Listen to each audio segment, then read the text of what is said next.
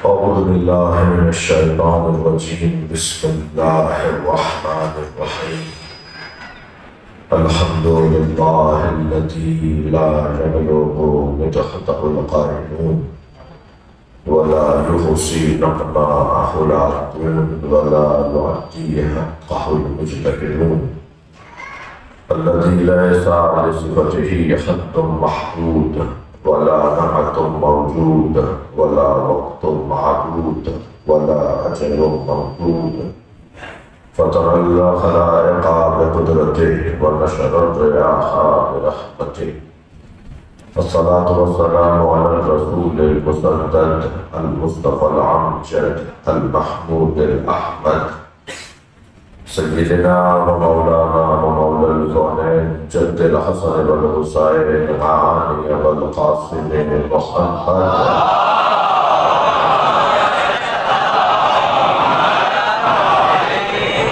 وآله الطيبين الطاهرين المعصومين الذين قال الله إنما يريد الله ليذهب عنكم الرجس أهل البيت ويطهركم تطهيرا.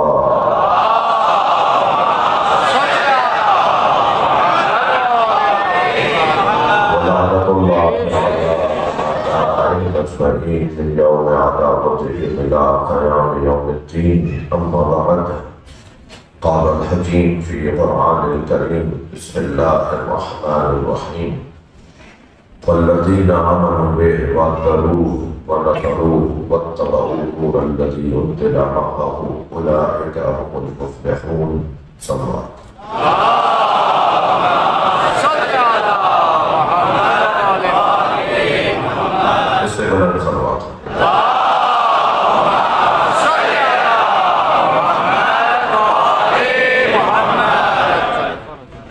سورہ مبارکہ اعراف آیت نمبر 157. پس جو میرے نبی پر ایمان لائے، جنہوں نے میرے نبی کی تعظیم کی، جنہوں نے میرے نبی کی مدد کی، اور جنہوں نے اس نور کی اتباع کی جو میرے نبی کے ساتھ نازل ہوا ہے، اولئک هم المفلحون، اور یہی وہ لوگ ہیں. هم المفلحون، المفلحون ہم نہیں ہیں، هم المفلحون ہیں. یہی وہ لوگ ہیں، یہ وہ لوگ نہیں ہیں، یہی وہ لوگ ہیں. یعنی اگر ہم ضمیر منفصل مؤخر ہوتی تو پھر ترجمہ ہوتا کہ یہ وہ لوگ ہیں کہ جو کامیاب ہیں. ہم ضمیر منفصل مقدم ہے، یعنی یہی وہ لوگ ہیں جو کامیاب ہیں. اور لوگ بھی کامیاب ہیں، وہ بھی کامیاب ہیں، وہ بھی کامیاب ہے، اور یہ بھی کامیاب ہے. ایسا نہیں ہے، بلکہ یہی کامیاب ہے. یہ جو یہی ہیں، یہ کون ہے؟ میں نہیں جا رہا اس بحث میں کہ 73 فرقے ہوں گے اور ایک جنت میں جائے گا، 72 دوزخ میں جائیں گے، ایک جنت میں جائے گا، ایک ناجی ہوگا اور 72 ناجی ہوں گے. ہم اس بحث میں نہیں جا رہے. ہم تو کہہ رہے ہیں تلاش کریں کہ وہ کون لوگ ہیں جو فلاح پائیں گے، کامیاب ہوں گے. جو کامیاب ہوں گے وہ وہی ہیں کہ جو اس نور کی اتباع کرتے ہیں جو نبی کے ساتھ نازل ہوا ہے. جو اس نور کی اتباع کرتے ہیں جو نبی کے ساتھ نازل ہوا ہے. نبی کے ساتھ نازل ہونے والا نور ہی بتائے گا کہ یہ نبی ہیں. یعنی وہ وجود ہوگا جو یہ بتائے گا کہ یہ نبی ہیں، یعنی وہ گواہ رسالت ہوگا. یہ ساتھ وَيَتْلُوهُ شَاهِدٌ مِّنْهُ، اور جو گواہ ہے وہ اس کے پیچھے پیچھے ہے. جو نبی کی نبوت پہ گواہ ہے وہ نبی کے پیچھے پیچھے ہے. یہ کوئی چاند ہے جو سورج کے پیچھے پیچھے ہے. یہ کوئی نور ہے جو اس نور کے ساتھ یعنی سرکار کے ساتھ نازل ہوا ہے۔ یہ کوئی نور ہے کہ جو نبی کے ساتھ نازل ہوا ہے، وہ نور کتابی اور تحریری شکل میں نہیں ہے، بلکہ الامام یقتدی فی افعالہ و اقوالہ۔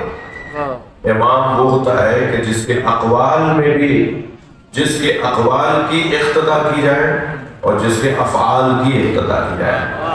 تو یہ جو اتباع ہے یہ افعال میں ہے، اطاعت اقوال میں بھی ہے اور افعال میں بھی ہے جی۔ تو یہ کوئی ایسا موجود ہے کہ جو عمل کر کے دکھاتا ہے، یہ وہ ہے کہ جس کی حقیقت نور ہے، جس کا جلوہ بشر ہے، جس کی حقیقت نور ہے، جو نظر آتا ہے بشر، جو حقیقت میں نور ہے۔ ہم جتنے لوگ بیٹھے ہیں ہم خاکی بشر ہیں، اور یہ گھرانہ نوری بشر ہے۔ خاکی بشر اور نوری بشر کا فرق یہی ہے کہ جس کے ہاں بشریت ہے خاک کی بنیاد پر، اور ان کے ہاں بشریت ہے نور کی بنیاد پر۔ جب یہ اصالتاً نور ہے تو ان کا بدن اگر ہماری طرح کا ہے تو وہ ہماری طرح کا نہیں ہوگا، یعنی ہم ان کی بچی ہوئی مٹی سے بنتے ہیں۔ اب مٹی کیا ہے؟ وہ جسے قرآن نے جسے حدیث نے فاضل طینت کہا، ہماری بچی ہوئی طینت سے۔ تو ہماری جو طین ہے وہ تو خاک ہے، ان کی جو طین ہے وہ نور ہے، یعنی ہماری روحیں ان کے بدن کی بچی ہوئی طین سے بنتی ہیں، اور ان کی جو روحیں ہیں وہ نور ہیں، یعنی یہ نوری بشر ہیں، ہم خاکی بشر ہیں۔ میں ان بچوں جوانوں کو ایک فارمولہ آج دینا چاہوں گا۔ اہل بیت کے، خود نبی مکرم کے، مولا علی کے، ائمہ اہل بیت کے فضائل سن کر بعض لوگوں کو الجھن ہوتی ہے، ہضم نہیں ہوتا، سمجھ نہیں پاتے یہ کیسے ہو سکتا ہے، یہ کیسے ہو سکتا ہے گہوارے میں بات کر رہے ہیں، یہ کیسے ہو سکتا ہے ماں کے شکم میں بات کر رہے ہیں، یہ کیسے ہو سکتا ہے دنیا میں آنے سے پہلے قرآن پڑھ لیا تھا، یہ کیسے ہو سکتا ہے کہ ابھی دنیا میں آئے نہیں تھے کہ یہ فقیہ تھے، یہ کیسے ہو سکتا ہے، یہ کیسے ہو سکتا ہے۔ یہ بہت ساری چیزیں، بعض فضائل سننے کے جن کو یہ سوال آتا ہے نا یہ کیسے ہو سکتا ہے، وہ وہی لوگ ہیں کہ جنہوں نے انہیں خاکی بشر سمجھ لیا ہے۔ لیکن جو یہ مان لے کہ یہ خاکی بشر نہیں ہے، یہ نوری بشر ہے، تو پھر یہ الجھن دور ہو جائے گی کہ یہ کیسے ہو سکتا ہے۔ یہ تو ہوگا نا، پھر یہی ہوگا نا کہ یہ نوری بشر ہے۔ دیکھیے ائمہ اہل بیت کا ایک پہلو، یعنی اہل بیت کا، خود نبی کا سب سے پہلے اور پھر سرکار کی اولاد کا، سرکار کے گھرانے کا ایک جنبہ ہے نور، ایک جنبہ ہے ان کا بشر ہونا۔ بشر ہونا ہماری ضرورت تھی، ان کی نہیں تھی۔ ہماری مجبوری تھی کہ کوئی ہو جو ہمارے پیکر میں، ہمارے حریت میں ہمارا جیسا نظر آئے۔ خبردار، جو ایک جیسا نظر آ رہا ہو ایک جیسا نہیں ہوتا، جو نظر آ رہا ہے وہ ضروری نہیں ہے کہ وہی ہو۔ صلوات پڑھیں محمد و آل محمد۔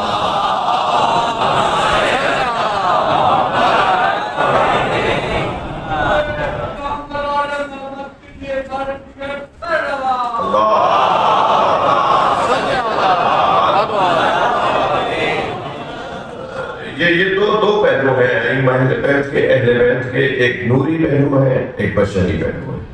اور جب ہم نوری پہلو کی طرف جائیں گے تو پھر ہمیں سمجھ میں آئے گا کہ یہ فضیلت کیوں ہے، یہ مقام کیوں ہے۔ مثلا جب وہ اپنے نور کو غالب کرتے ہیں تو وہ اپنی معرفت کروا رہے ہوتے ہیں، پھر تو کنکر بھی کلمہ پڑھے گا، پھر تو درخت بھی چل کے آئے گا، پھر تو چاند بھی دو ٹکڑے ہو جائے گا، پھر تو سورج بھی پلٹ کر آئے گا۔ جب یہ اپنے نور کا جلوہ دکھاتے ہیں اور اپنی معرفت نوری کرواتے ہیں تو پھر وہ جلوے سامنے آتے ہیں۔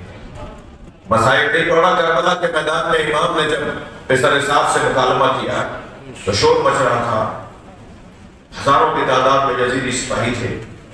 حضرت نے فرمایا تیری آواز مجھ تک نہیں آ رہی، میری آواز مجھ تک نہیں جا رہی، انہیں خاموش کرواؤ۔ اس نے آواز دی کہ سب لوگ خاموش ہو جائیں، میں حسین سے بات کروں۔ سب خاموش ہو کر ادھر گھوڑوں کے ہنہنانے کی آواز، اونٹ اور جانوروں کے گلے میں اور پیروں میں جو گھنگرو اور گھنٹیاں بندی ہوئی تھی وہ بج رہی تھی، تو امام نے فرمایا خاموشی نہیں ہوئی، کہنے لگا کہ یہ جانوروں کی آواز ہے، تو حضرت نے اپنا دست مبارک فضا میں بدل دیا۔ مولا حسین نے اپنے ہاتھ کو بدل دیا، پورے کربلا میں سناٹا ڈال دیا۔ سوال یہ ہے کہ حسین مولا کے ایک ارادے پر جانور میں چھان گئے حسین، یہ وہ نور کا اظہار تھا، لیکن یہی جانور امام حسین کے بدن پہ دوڑ گئے، یہ بشریت کا اظہار تھا، یہ بشریت کا اظہار تھا کہ گھوڑے نہیں پہچان سکے اور امام حسین کے بدن کو پامال کر گئے۔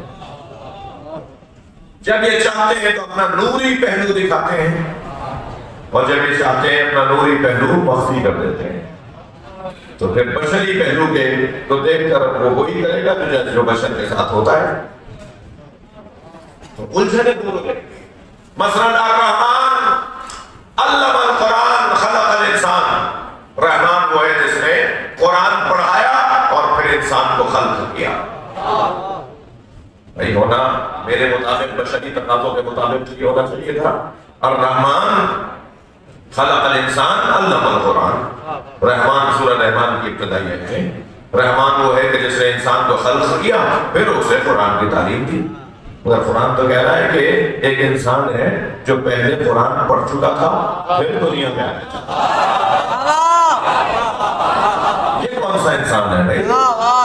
ہم تو دنیا میں آتے ہیں تو پہلے 3-4 سال تک تو ہمارے بچوں کو پلے گروپ میں اور معلومہ جی نرسری میں اور کہاں پہلے تو وہ بٹن لگانا سیکھے اور جوتے سیدھے پہننا سیکھے، پہلے تو وہ جو ہے وہ ابتدائی جو ہے وہ تہذیب اور آداب سیکھے، اور پھر اس کے بعد قلم کیسے پکڑا جاتا ہے اور مثال، اور پھر اس کے بعد کلاس 1 آئے گی، اور پھر معلوم آہستہ آہستہ جیسے جیسے کلاسیں بڑھتی جا رہی ہیں ایسے ایسے تعلیم معیاری ہوتی جا رہی ہے۔ جی مکتبی علم اور ہے، وہبی علم اور۔ جو بشر ہے وہ مکتبی علم سے عالم بنتا ہے، اور جو نور ہے وہ وہبی علم سے عالم بنتا ہے۔ یہ اللہ سے علم لے کر آنے والے لوگ ہیں، اور ان کے علم کی کیفیت مولانا ایسی ہے، ان کے علم کا عالم یہ ہے کہ جب یہ ارادہ کرتے ہیں اللہ انہیں علم عطا کرتے ہیں۔ ان کی زندگی کبھی علم سے خالی نہیں رہتی۔ جب اللہ حضرت موسیٰ کے لیے ارشاد فرما رہا ہو لَقَدْ أَرْسَلْنَا مُوسَىٰ بِآيَاتِنَا، ہم نے موسیٰ کو اپنی نشانیوں کے ساتھ بھیجا ہے، تو قرآن تو فارمولوں کی کتاب ہے نا۔ قرآن 1,24,000 نبیوں کے ہر ایک کے نام بتائے گا کہ ہم نے اسے بھی بھیجا ہے تیار کر کے، ہم نے اسے بھی پڑھا کر بھیجا ہے، ہم نے اسے بھی پڑھا کر بھیجا۔ ایک نبی کے لیے بتا دیا تو جان نہیں لیں گے ہم کہ جب ایک نبی پڑھ کر آیا ہے تو خاتم الانبیاء کیسے پڑھ کر نہیں آیا، سارے انبیاء کیسے ان پڑھ ہوگا معاذ اللہ، وہ وہاں سے پڑھ کر آئیں گے، سلوات پڑھنے محمد وآلہ۔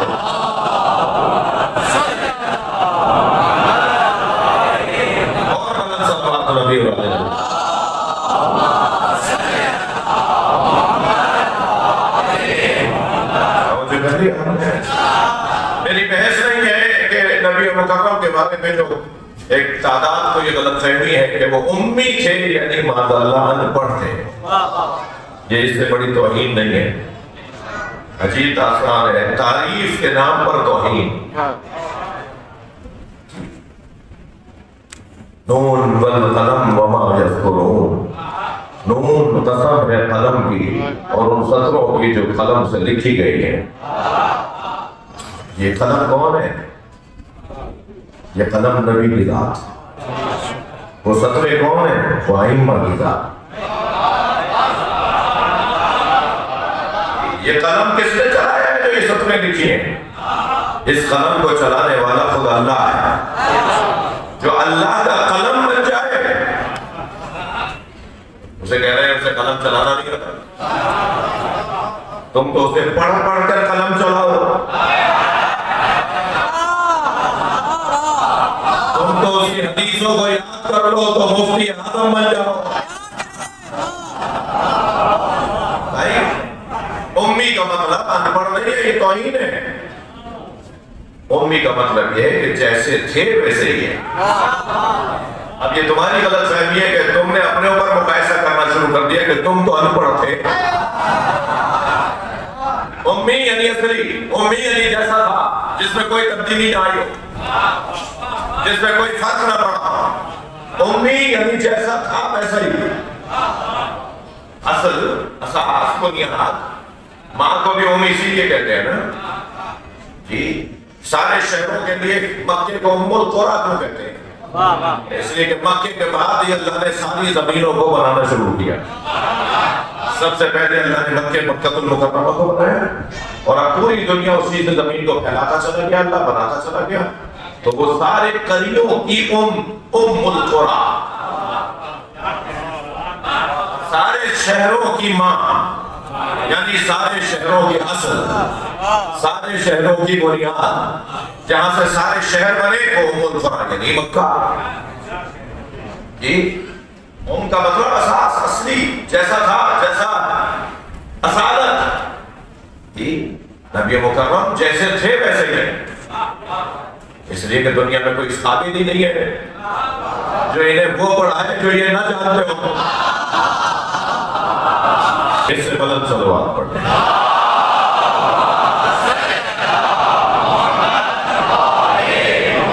اور بلند صلوات.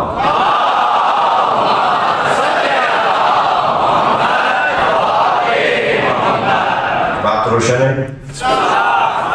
دو پہلو ہیں اور وہ جو نور جو نبی کے ساتھ نازل ہوا ہے اس نور کی اتباع گویا کامیاب لوگوں کے لیے ایک رہنمائی ہے کہ کامیاب کیسے ہونا ہے. اس نور کی اتباع کرو جس نور کو نبی کے ساتھ نازل کیا گیا ہے. جو نبی کے ساتھ نازل ہوا ہے وہی نبی کی نبوت میں گواہ بھی ہے، وہی بتائے گا کہ یہ نبی ہے. لہذا قرآن سورہ مبارکہ رات کی 43ویں آیت میں ارشاد فرما رہا ہے اللہ کہ جو لوگ کفر اختیار کرتے ہیں انہوں نے کہا ہے کہ آپ بھیجے ہوئے رسول نہیں ہیں. ان سے کہہ دو کہ میری رسالت پر گواہی کے لیے اللہ کافی ہے اور وہ جس کے پاس مکمل کتاب کا علم ہے. جو مکمل کتاب کا عالم ہے اسے علی کہتے ہیں. مولا گواہ نبوت نبی، گواہ رسالت رسول اللہ ہے مولا علی. اور گواہ وہ ہوتا ہے کہ جس کے سامنے سارا کام ہوا ہو. تو مولا علی کے سامنے نبوت دی گئی ہے. مولا علی کے اللہ اس لیے گواہ کہ اس نے دیا ہے اور علی اس لیے گواہ کہ انہوں نے دیتے ہوئے دیکھا ہے. لہذا جب بھی نبی پر وحی نازل ہوتی تھی تو میرے مولا فرماتے ہیں سمے تو رنتن حین نزل الوحی، جب سرکار پر وحی نازل ہوئی تو میں نے سنا ایک رونے کی آواز، میں نے چیخنے کی آواز سنی، رونے کی آواز سنی. تو میں نے کہا یا رسول اللہ ماں ہاتھ رننا، یہ رونے کی آواز کیسی ہے؟ تو سرکار نے فرمایا ھذا شیطان، یہ شیطان کی آواز ہے. جب مجھ پہ قرآن نازل ہوتا ہے تو شیطان روتا ہے. یہ کہہ کر سرکار مسکرائے اور علی کے چہرے کو دیکھتے ہوئے فرمایا یا علی انت تسمع ما اسمع وترى ما ارى، جو میں سنتا ہوں وہ تم سنتے ہو، جو میں دیکھتا ہوں وہ تم دیکھتے ہو. صلوات پڑھنے محمد وآلہ.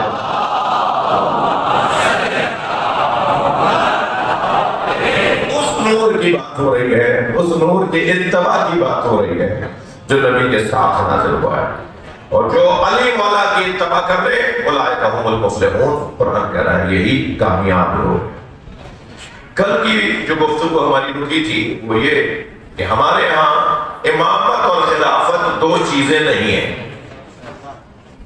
دو عنوان نہیں ہے. وہی جو خلافت کا عنوان ہے وہی امامت کا عنوان ہے. جو امامت کا موضوع ہے وہی خلافت کا موضوع ہے. امام کسے کہتے ہیں؟ اچھا لغت میں امام کے کیا معنی ہیں اور اصطلاح میں امام کے کیا معنی ہیں؟ لغت میں امام کا مطلب ہے وہ ڈوری اور رسی جو دیوار کو سیدھا رکھنے کے لیے استعمال کی جاتی ہے. کیا کہتے ہیں؟ سندھی میں کیا کہتے ہیں؟ شال. وہ رسی جو دیوار کو سیدھا اٹھانے کے لیے وہ استعمال کی جاتی ہے تاکہ یہ عمارت سیدھی چلتی رہے. جس کے ذریعے سے عمارت سیدھی چلتی رہے اسے لغت میں امام کہتے ہیں. لغت خلوت پڑھے ذرا محمد اور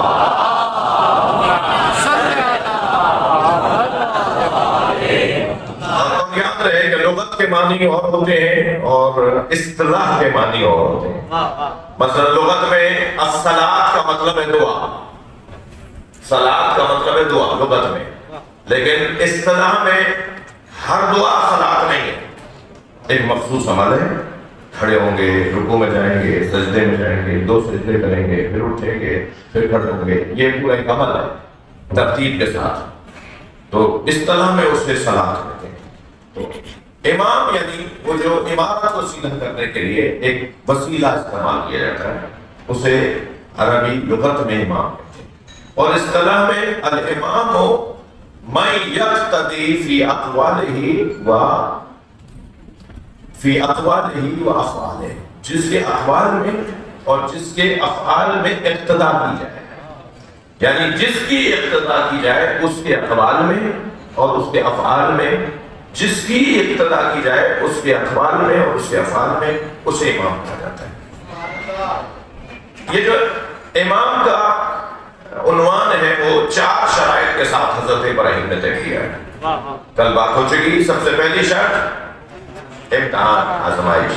دوسری شرط نس. تیسری شرط اولاد، امامت اولاد میں ہوگی، خلافت اولاد میں ہوگی، جانشینی اولاد میں ہوگی، آل میں ہوگی. اصحاب کا مقام ہے، ساتھیوں کی بڑی منزلت ہے، مگر خلافت آل میں آئے گی. میں نے کل کہا کہ کسی نبی کی بھی آل سے ہٹ کر خلافت نہیں گئی. اچھا، خلافت آل میں نہ آئے اور امتحان آل دے.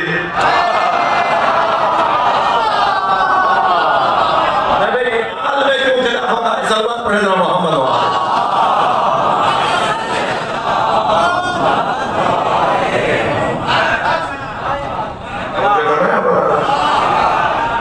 آزمائشیں آل دے، گھر آل لٹائے، نسلیں آل کٹوائیں، گلے میں چھری آل کے چلے. مگر نہیں، اگر آل میں خلافت اور امامت آ گئی یہ تو موروثی ہو جائے گا، یہ تو خاندان پرستی معذاللہ ہو جائے گی، یہ تو معذاللہ رائل فیملی سسٹم ہو جائے گا. معذاللہ یہ والی باتیں کی رہی نہیں. کسی کے مقصد اور اس کی تحریک میں جتنی جانثاری، جانفشانی، سنجیدگی، خلوص، سچائی آل پیش کر سکتی، اس کی آل اتنا کوئی اور پیش نہیں کر سکتا. حضرت ابراہیم کو جب اللہ نے امامت دی ہے نا، میں نے سوال سننے والوں سے، آگ میں پھینکا گیا حضرت ابراہیم کو، اس وقت امام نہیں بنایا جا رہا. مال اپنا اللہ کی راہ میں قربان کر دیا، اللہ نے اس وقت امام نہیں بنایا. کس وقت امام بنایا؟ جس وقت حضرت اسماعیل کے گلے میں چھری چل رہی. جی، آل میں کیوں امامت بھائی؟ اس لیے کہ حضرت ابراہیم نے فرمایا انی ارا فی المنام انی اذبحک، میں نے خواب میں دیکھا ہے کہ تمہیں ذبح کر رہا ہوں. تو آل میں نا، آل یہ نہیں کہہ رہی کہ میری جان بچے گی یا نہیں. خواب پر عمل کرنا کون سا حکم ہے؟ فرما رہے ہیں جو اللہ نے آپ کو حکم دیا آپ وہی کریں. اپنے مولا، اپنے آقا، اپنے پہلے والے امام کی جو اولاد ہے وہ اس کے مقصد پر قربان ہونے کو تیار. حضرت اسماعیل نے گلا پیش کر دیا نا کہ میرے گلے پہ آپ چھری چلا دیں، اور انہوں نے چھری چلائی نا. یعنی اگر حضرت اسماعیل یہ فرمائے کہ آپ وہی کریں جو آپ کو حکم دیا گیا ہے، اور حضرت اسماعیل ساتھ میں یہ بھی فرمائیں گے آپ مجھے صابروں میں پائیں گے، آپ مجھے صبر کرنے کا، میں کچھ نہیں بولوں گا، آپ چھری چلا دیجیے گا. جو صبر کر کے مصیبت لے اسے قرآن میں اللہ نے امام بنایا ہے، اور جو مصیبت شکر کر کے دے اس کی امامت میں کیسا شک. جب میرے مولا نبی نے فرمایا یا علی تم میرے بستر پہ سو جاؤ گے؟ تو مولا علی نے کیا فرمایا؟ یا رسول اللہ میرے سونے سے آپ کی جان بچ جائے گی؟ سرکار نے فرمایا ہاں تمہارے سونے سے میری جان بچ جائے گی۔ تو فرمایا یا رسول اللہ یہ وہی مقام ہے جس کا مجھے انتظار تھا۔ فوراً سجدہ شکر میں سر رکھا۔ اللہ کو علی کا سجدہ شکر اتنا اچھا لگا کہ قیامت تک ہر مسلمان پر ثواب ہے نعمت ملنے پر شکر ادا کرے۔ صلوات پڑھنے محمد و آلہ۔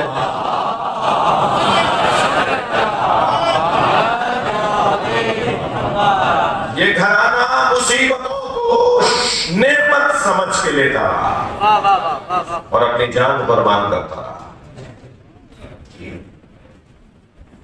الخلافت 30 سنہ، خلافت 30 سال رہے گی میرے بعد۔ یہ ہمارے یہاں حدیث نہیں ہے۔ کچھ دیر کے لیے میں اپنے بھائیوں کی نقل شدہ حدیث پر غور کرنا چاہتا ہوں۔ سرکار نے فرمایا الخلافت 30 سنہ، خلافت 30 سال تک رہے گی۔ تو کہنے لگے وہ جو 30 سال تک 4 شخصیات کا دور رہا، وہ 30 سال کا دورانیہ گزرا ہے۔ جب علی مولا کی شہادت ہوئی ہے سن 40 ہجری، تو یہ نبی کے بعد سے لے کر نبی کے ہجری میں گئے 40 ہجری میں مولا علی کی شہادت ہوئی تو 30 سال۔ تو یہ نبی نے تو پہلے ہی فرما دیا تھا کہ خلافت میرے بعد 30 سال رہے گی، اور فرمایا علیکم بسنتی وسنت الخلفاء الراشدین المہدیین، میں تم پر واجب قرار دیتا ہوں کہ میری سنت پر عمل کرو اور خلفاء راشدین مہدیین کی سنت پر عمل کرو۔ جی یہ حدیث طرق امامیہ طرق جعفریہ میں نقل نہیں ہوئی، ہمارے یہاں اس حدیث کا کوئی نہیں ہے موجود، مگر میرے بھائیوں کی حدیث میں سنا رہا ہوں۔ ٹھیک ہے کہ نبی نے فرمایا کہ میرے بعد تم پر واجب ہے میری سنت پہ عمل کرنا اور سنت خلفاء راشدین پر عمل کرنا۔ اور خلفاء راشدین کون ہیں؟ گویا دوسری حدیث میں سرکار نے فرمایا، نقل کر رہا ہوں پہلے، گویا سرکار نے فرمایا الخلافت 30 شہر 30 سنہ، شہر نہیں سنہ، خلافت 30 سالوں تک رہے گی، اس کے بعد خلافت ختم ہو جائے گی۔ تو پہلی بات تو یہ، بلکہ میں پہلی بات ہی پہلے کر دیتا ہوں کہ اگر اس حدیث کو مان بھی لیا جائے کہ سرکار نے فرمایا میرے بعد 30 سال تک خلافت رہے گی، تو 30 سال تک جو خلیفہ رہا ہے وہ صرف علی رہا ہے۔ سلمان پڑھے تو میں بیان کروں۔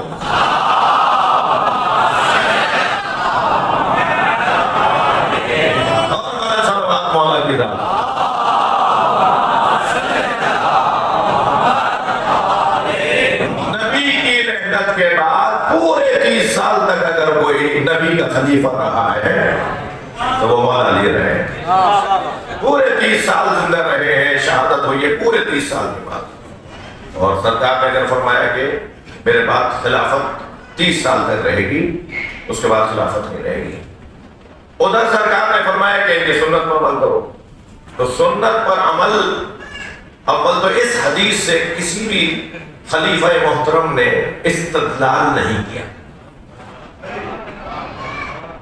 جی کسی بھی خلیفہ نے یہ استدلال ہی نہیں کیا کہ نبی تو کہتے گئے کہ ہماری سنت پر عمل کرو، انہوں نے تو اس کو بات کی بات ہی نہیں کی۔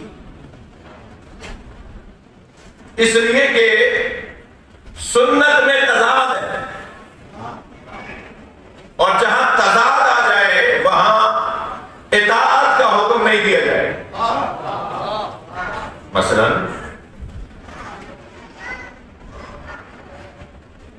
ایک شخصیت نے نماز حالت سفر میں قصر نہیں کی،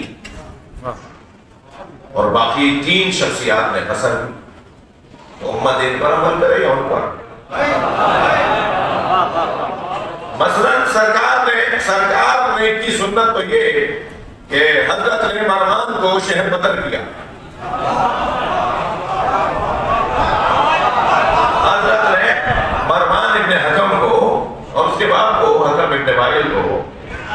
ان دونوں کو شہر بدل کیا. تو سرکار نے جسے شہر بدل کیا ہو اور کوئی اگر شخصیت اسے شہر میں بلا دے تو تضاد ہے نہیں. صلوات پڑھنے محمد واحد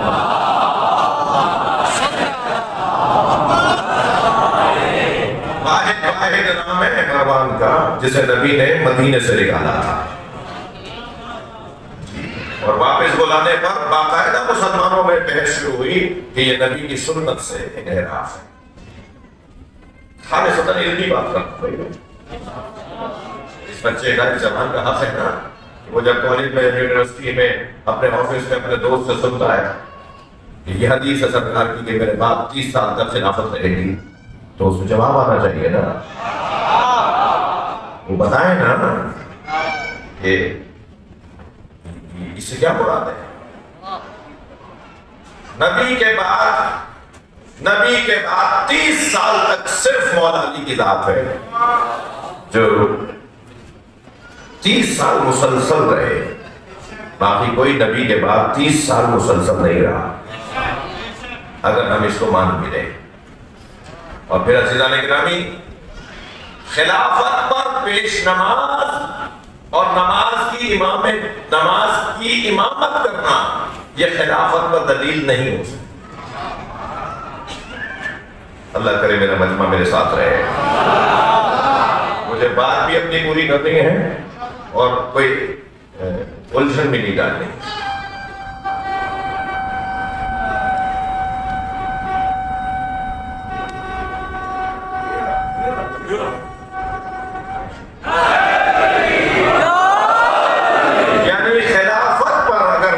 خلافت پر نماز جماعت کی امامت کو دلیل بنایا جائے کہ نبی کی زندگی میں کسی شخصیت نے امت کو نماز پڑھائی, نبی ان کی زندگی میں پڑھائی تو اب نبی کے بعد وہی پڑھائیں گے.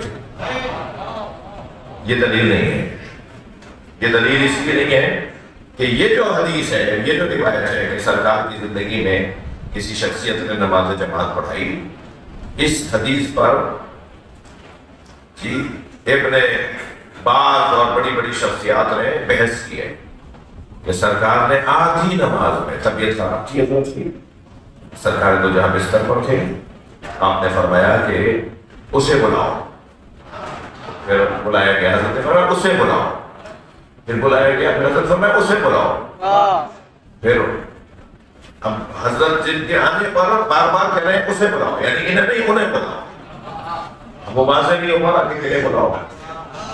تو پھر جب ایک شخصیت نے جا کے نماز شروع کر دی تو سرکار نے فرمایا مجھے سہارا دو. اور اسی حالت میں سرکار دو جہاں مسجد میں گئے اور سرکار نے ان حضرت کو پیچھے ہٹا کے خود نماز پڑھی.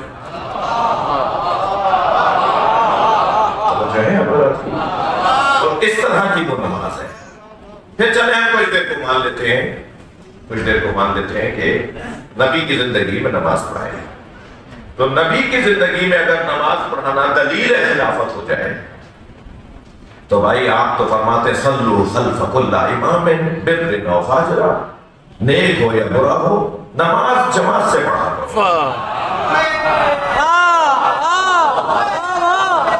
آگے جو کھڑا ہوا ہے پڑھا رہا ہے وہ کیسا ہی ہو, نماز مگر جماعت کے ساتھ پڑھا کرو.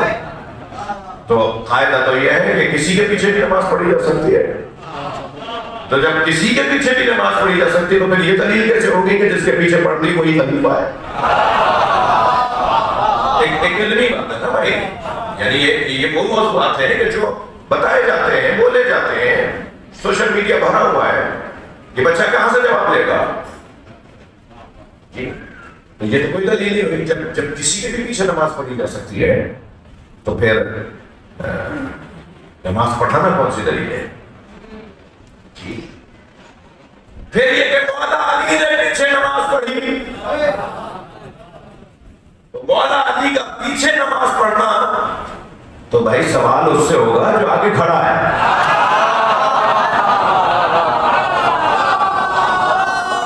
مولا علی سے پوچھ رہے ہو, سوال تو ان حضرت سے ہوگا کہ جو مولا علی کے آگے کھڑے ہیں. کیا کہنے تھک گئے آپ میری باتوں سے۔ نہیں بھائی بڑا سمجھدار نوجوان ہے۔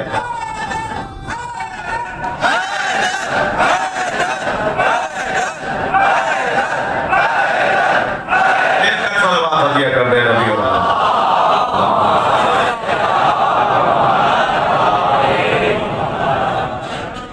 تھک تو نہیں رہے میری باتوں سے؟ سرکار دو جہاں نے فرمایا یا علی مثلوں کا مثل الکعبہ، یا علی تمہاری مثال خانہ کعبہ جیسی ہے، کیا کہنے یدور ولا یلا، کعبہ کہیں چکر کاٹنے نہیں جاتا، کعبے کے گرد سب چکر لگانے آتے ہیں۔ اب جب علی ہے کعبہ تو کعبے کو پشت دکھا کے نماز پڑھی جائے گی کہ روک کر کے؟ پڑھنے محمد و آلہ محمد۔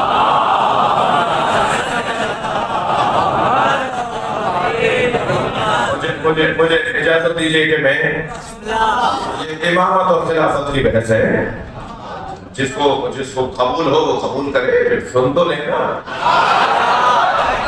کہہ کہ نہیں بھائی مولانا آپ کی بات یہاں تک تو ٹھیک تھی، یہ والی بات کمزور تھی، ٹھیک ہے آپ اسے کمزور مانیے، اگر بات تو سنیں۔ یہ دلیل نہیں ہے خلافت کی، یہ دلیل نہیں ہے۔ خلافت کی وہی دلیل ہے جو سرکار نے فرمایا یا علی اما ترضى ان تكون مني بمنزلة هارون من موسى، یا علی تمہاری نسبت میرے ساتھ وہی ہے کہ جو موسیٰ اور ہارون کی نسبت تھی۔ حدیث یہاں ہوتی تو آپ کہتے ہیں یہ کہاں سے دلیل خلافت میں آپ یہ والی بات کہاں سے ہے؟ یہ حدیث دلیل ادلہ خلافت میں یہ والی حدیث کہاں سے ہے؟ اب ذرا حدیث پوری سنیے۔ اللہ لا نبی آبادی، یا علی تمہاری میرے ساتھ وہی نسبت ہے جو موسیٰ اور ہارون میں تھی۔ اللہ لا نبی آبادی، بس میرے بعد کوئی نبی آنے والا نہیں۔ تو موسیٰ تو حضرت ہارون کو اپنا خلیفہ بنا کے جا رہے ہیں۔ قرآن ہے بھائی، جب نبی نے کہہ دیا کہ تمہارا میرا رشتہ وہی ہے کہ جو موسیٰ اور ہارون کا ہے، تو نبی تو حضرت موسیٰ تو حضرت ہارون کو خلیفہ بنا کے جا رہے ہیں۔ یا ہارون وَخْلُفْنِي فِي قَوْمِي وَاسْلِحْ، اے ہارون میری قوم میں رہو اور میری قوم میں میری خلافت، میرے بعد میری خلافت کے عنوان سے رہو اور میری قوم کی اصلاح کرو۔ اللہ لا نبی آبادی، اے میرے علی تمہاری نسبت میرے ساتھ وہی ہے جو ہارون اور موسیٰ اور ہارون کو تھی، سوائے یہ کہ میرے بعد کوئی نبی آنے والا نہیں ہے۔ تو نبی آنے والے نہیں ہے، اس کے علاوہ تو ساری صفات وہی ہے، عصمت وہی ہے، خلافت وہی ہے، ہدایت وہی ہے، نبوت نہیں ہے، اس لیے کہ خلندان نبوت ختم ہو گیا، نبوت کی ضرورت ہی نہیں رہی، اس لیے نبی نہیں ہے۔ اگر میرے بعد کوئی نبی ہوتا تو فلاں ہوتا، اگر میرے بعد نبی ہوتا تو فلاں ہوتا، تو وہ پہلے خلیفہ کیوں نہیں ہوئے؟ سب سے زیادہ حق تو تھا نا، سب سے زیادہ حق تھا نا حضرت کا کہ انہیں پہلا خلیفہ بنا جاتا۔ اس کا مطلب یہ ہے کہ یہ حدیث بھی گھڑی ہوئی ہے۔ اس حدیث کے مطابق کہ یا علی میری نسبت اور تمہاری نسبت موسیٰ اور ہارون والی نسبت ہے، اس حدیث کے مطابق تو نبی کے بعد اگر کوئی خلیفہ ہوتا تو علی۔ اب ذرا تسلی رکھیے میرے سنی بھائیوں کا، ایک بڑی تعداد میں عقیدہ یہ ہے کہ علی خلیفہ چوتھے تھے، امام پہلے تھے۔ ایک تعداد میرے بھائیوں کا عقیدہ یہ ہے، کتابیں لکھی گئی ہیں پچھلے 2 سال پہلے، علامہ ظہور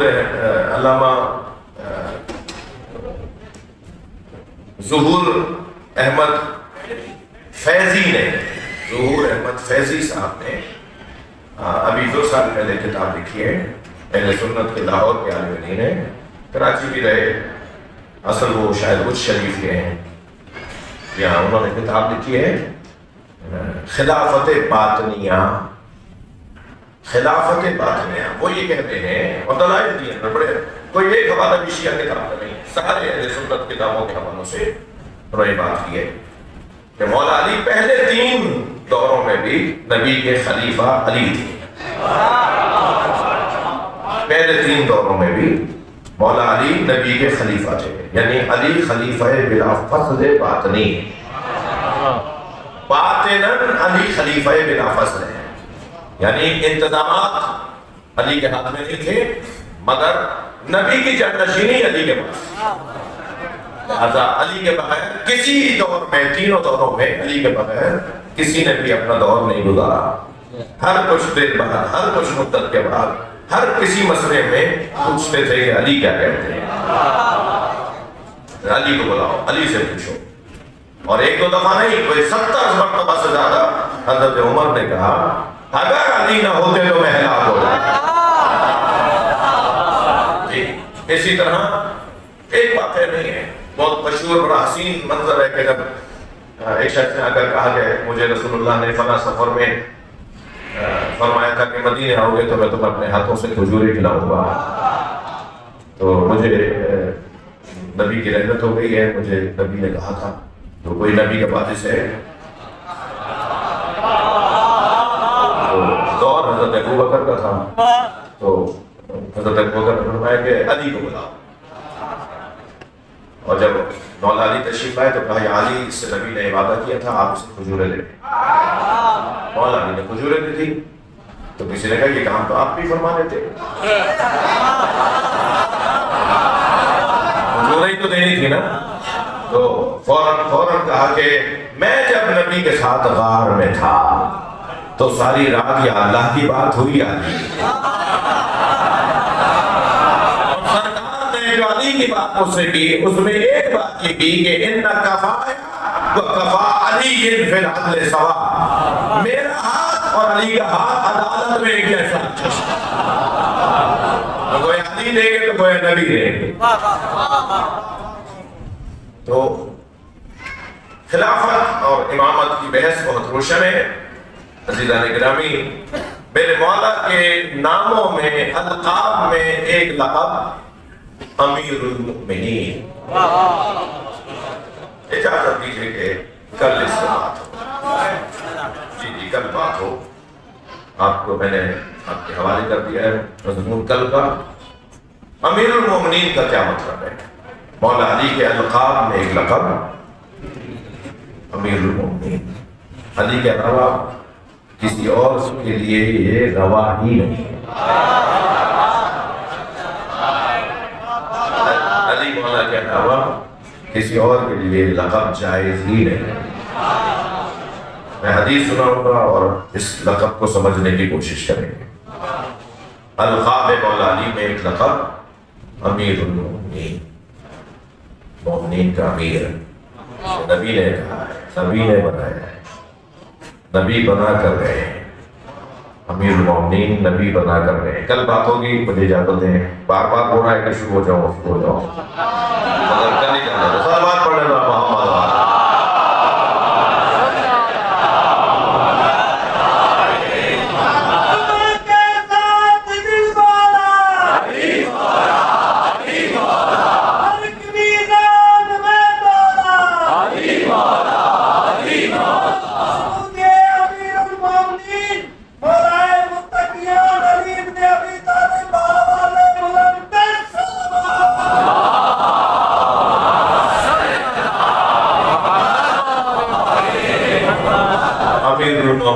مومنین کا امیر، صاحبان ایمان کا امیر، سلمان و ابو ذر کا امیر،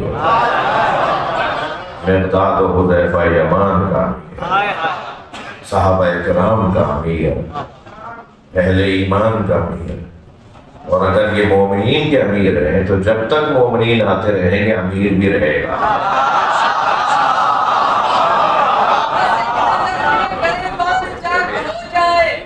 بس ایک نظر میں گریبان چاک ہو جائے، حکم خدا کا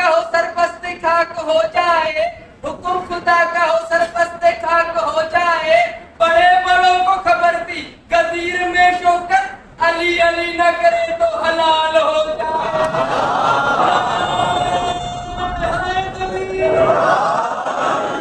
شعر انہوں نے پڑھا ہے, سمجھا آپ نے. ماشاءاللہ ماشاءاللہ. ایک سلوات پڑھے تو نبی کی بات.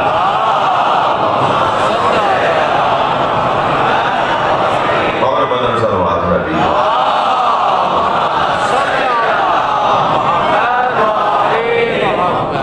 ماحول ادبی علمی رکھنے کی کوشش کرتا ہوں. کسی طرح کا کوئی شاعر بنا ہو کہ نیت کی خرابی ہے, بلکہ نیت کی پاکی ہے.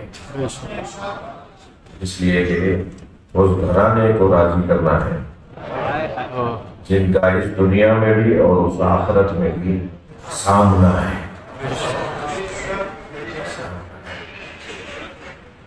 کیوں مانگتے ہیں مولا علی صاحب, کیوں مانگتے ہیں امام حسین صاحب؟ ایک صاحب کہنے لگے, فضائل کا ایک باب ہے, ایک صاحب کہنے لگے کہ زندگی میں انہیں وسیلہ بنانا جائز تھا. نبی کے پاس لوگ آتے تھے, ایک سفر میں تو پانی نہیں تھا, صرف ایک کٹورا پانی کا ملا, اور 1000 سے زیادہ صحابہ کرام تھے, سب پیاسے تھے. سرکار نے اپنا ہاتھ اس کٹورے میں ڈال دیا. سرکار کے ہاتھ کی برکت سے 1000 سے زیادہ صحابہ نے پانی پیا. پانی ختم ہی نہیں ہو رہا تھا, اس کٹورے سے نکلتا جا رہا تھا, اور سارے جانوروں نے پانی پیا.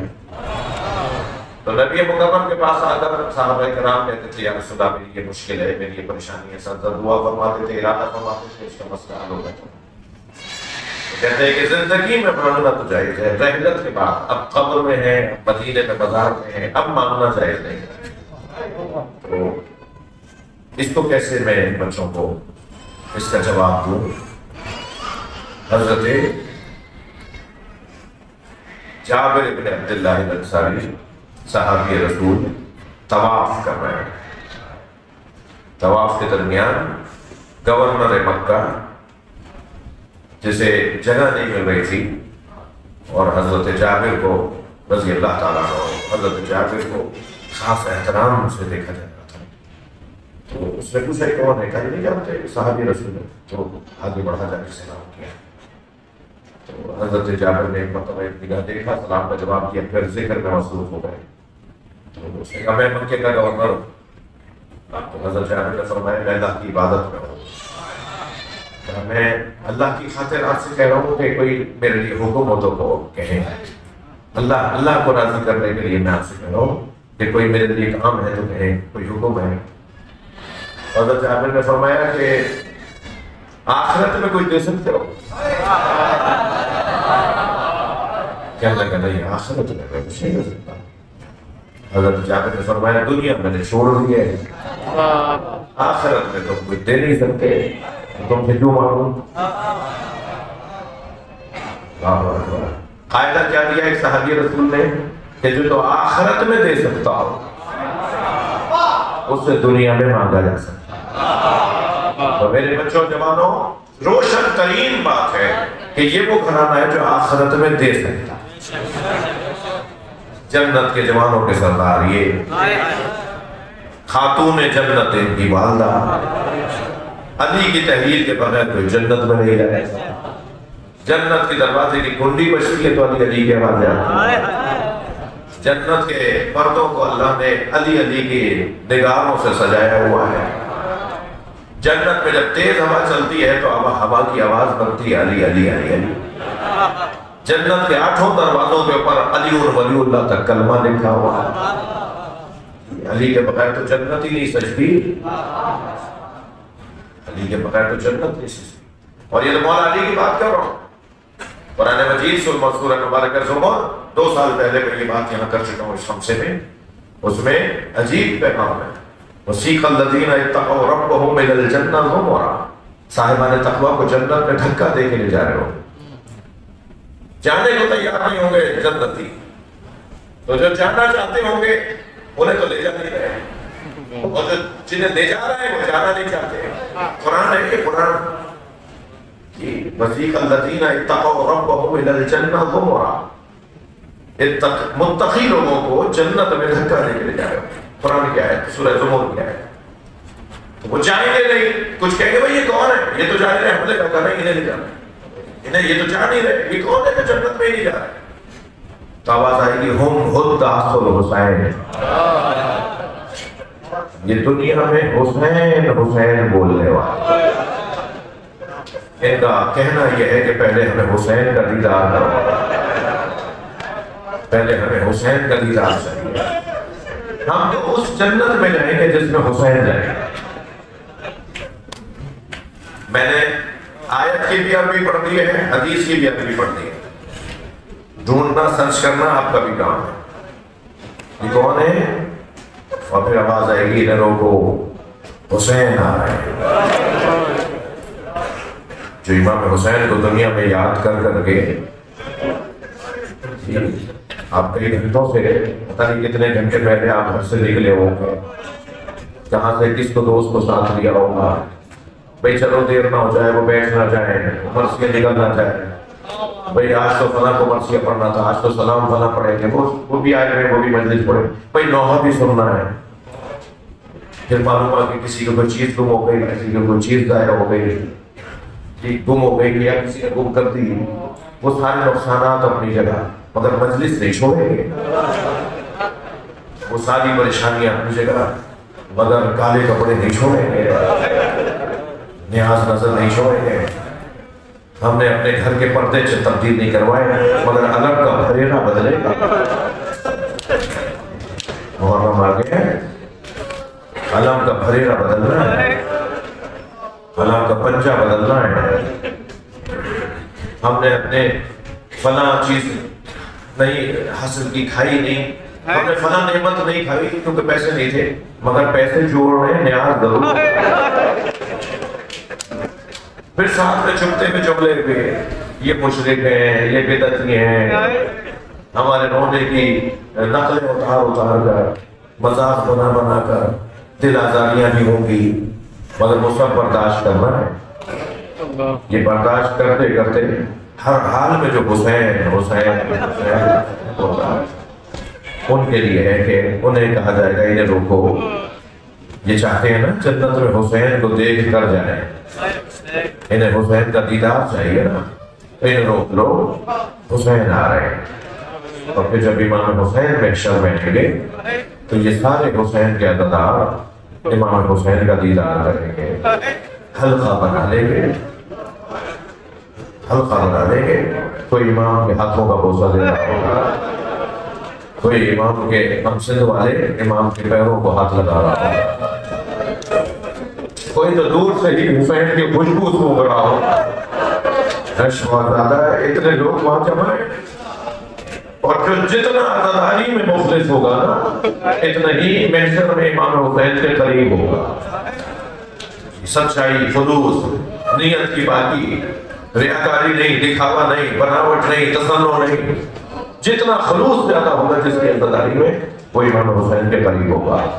اب یہاں تک تو روایت میں ملتا ہے، مگر میرا کچھ احساس ہے جو آپ کے سامنے رکھنا چاہتا ہوں. جب امام حسین کو دیکھیں گے نا، جب امام حسین کا دیدار ہوگا تو عجب نہیں کوئی علی اکبر کا پرسا ہے، مولا آپ کے علی اکبر کے بڑے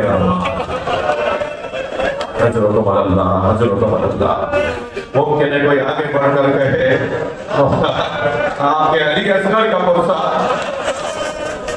رو رہے ہیں نا مجلس میں بیوی خواتین بھی آئی ہوئی ہے نا. ایک جملہ کہو، عجب نہیں کوئی آواز دے کر کے آپ کی سکینہ کے آواز. کوئی امام حسین سے امام حسین کی جناب سکینہ کا پرسا پیش کرے. آمادہ ہو گئے آپ رونے کے لیے. قافلہ شام سے رہا ہوا. میں نے کل ایک جملہ کہا تھا، شام اہل بیت کو کھا گیا. چہرے بدل گئے، بال سفید ہو گئے، کمر جھک گئی. امام سجاد کو حضرت محمد حنفیہ پہچان نہیں پایا. جب مدینے میں قافلہ پہنچا تھا نا تو امام سجاد سے ملنے کے لیے جب محمد حنفی آئے تو خود امام سجاد سے پوچھنے لگے زین العابدین کہاں ہے؟ انہوں نے بڑھ کر کہا چچا مولا علی کے بیٹے ہیں نا, امام حسن حسین کے بھائی ہیں. حضرت محمد حنفیہ امام حسین کے بھائی ہیں. تو امام سجاد نے بڑھ کر کہا چچا یہ آپ کے سامنے علی کھڑا ہے. ہاں چچا میں سب کچھ لٹا کے آ گیا, سارا خاندان لٹا کر آ گیا. تو اس وقت امام سجاد کو پہچاننے کے بعد عجیب جملہ مختلف. امام سجاد کو پہچاننے کے بعد حضرت محمد حنفیہ بے ضابطہ گلے سے لگے. جب گلے سے لگے نا تو دونوں ہاتھوں کو پکڑ کر امام سجاد نے فرمایا چچا اسلام میرا پورا بدن زخمی ہے.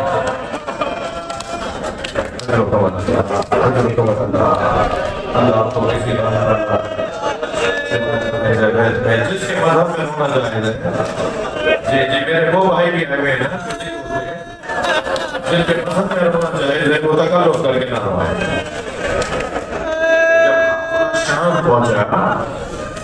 جب قافلہ شام پہنچا تو جناب زینب بیویوں کے حلقے میں چل رہے ہیں.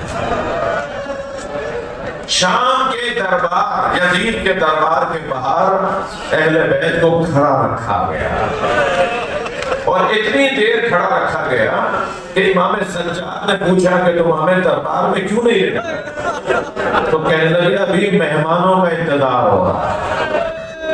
مہمانوں کا انتظار کروانے کے لیے مہمانوں کے انتظار میں اہل بیت کو کھڑا رکھا گیا.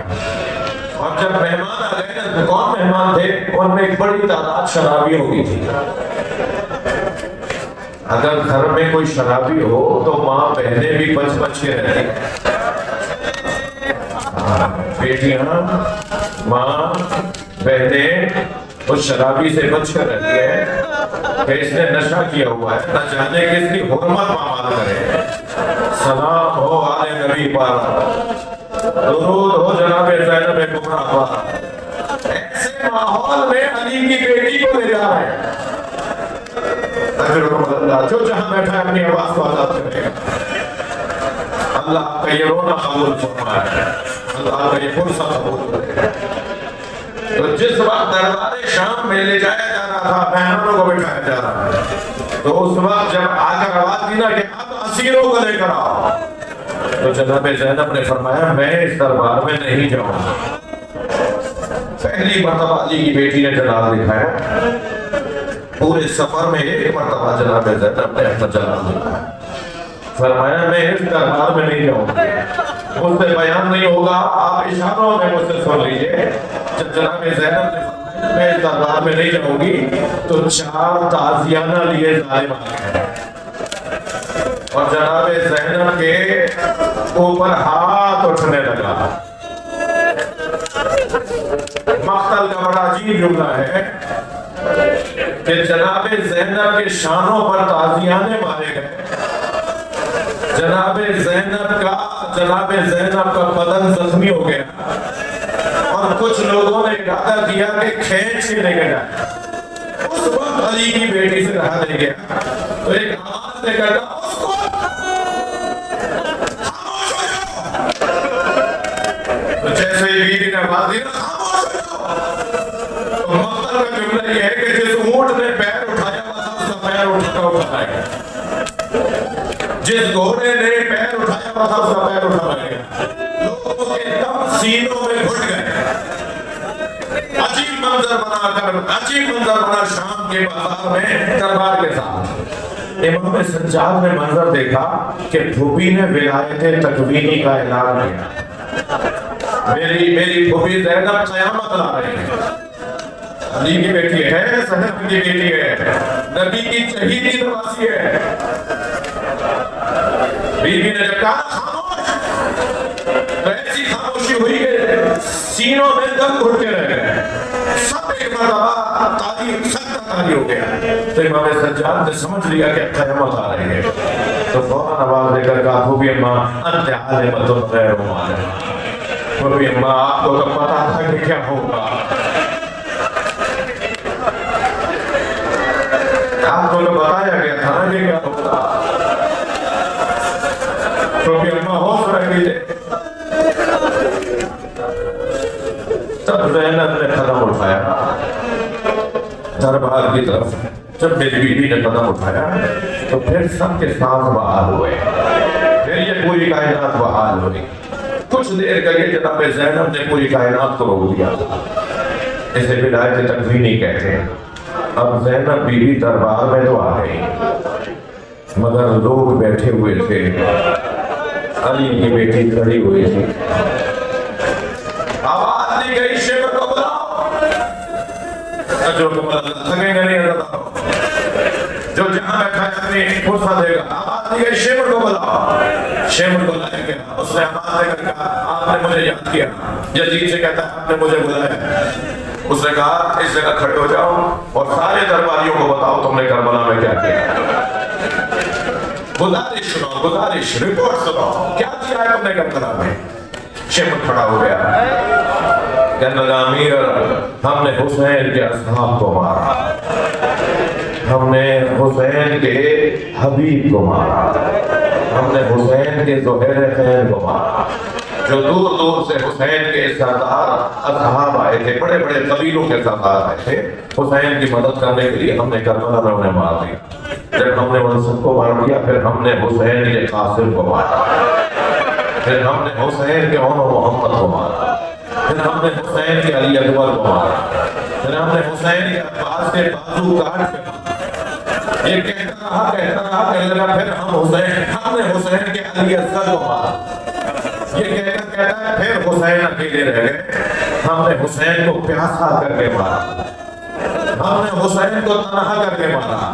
بس جیسے ہی اس نے امام حسین کے لیے جملہ کہا نا ہم نے حسین کو تنہا کر کے مارا، بیویوں کے حلقے سے جناب زینب کی آواز، بیویوں کے حلقے سے جناب زینب کی آواز آئی، اس وقت ایوہ القاذب ابن القاذب، جھوٹے اور جھوٹے کی اولاد۔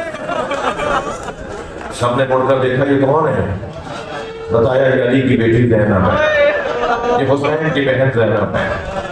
ایک شخص نے آواز دے کر کہا انہیں بولنے کا موقع دیا جائے، یہ حسین کی بہن کو بولنے کا موقع دیا جائے، تھکیں گا نہیں بتا رہا ہوں۔ جناب زینب کو باہر لانے کے لیے سپاہی آگے بڑھے، جناب فضہ نے آگے بڑھ کر کہا خبردار میں زینب کے قریب کسی کو نہیں آنے دوں گی۔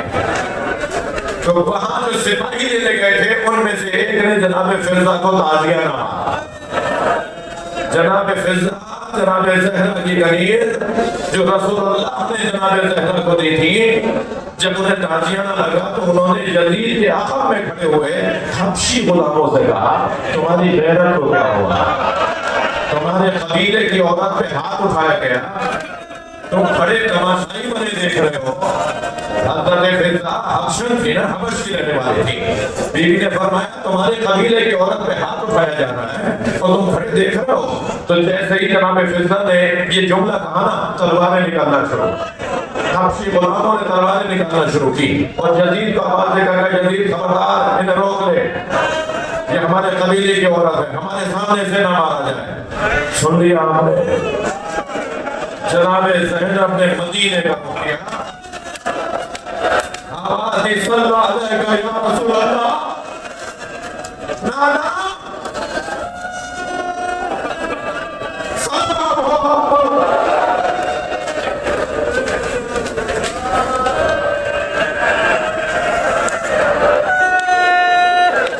کوئی نہیں ہے دربار میں،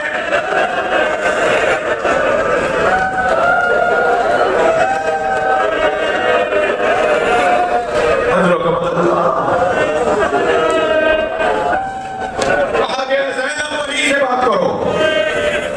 جناب زینب نے وہی بیویوں کے حلقے سے خطبہ دیا اور تاریخی خطبہ ہے جو جناب زینب نے دیا ہے، تاریخی خطبہ ہے جناب زینب نے دیا۔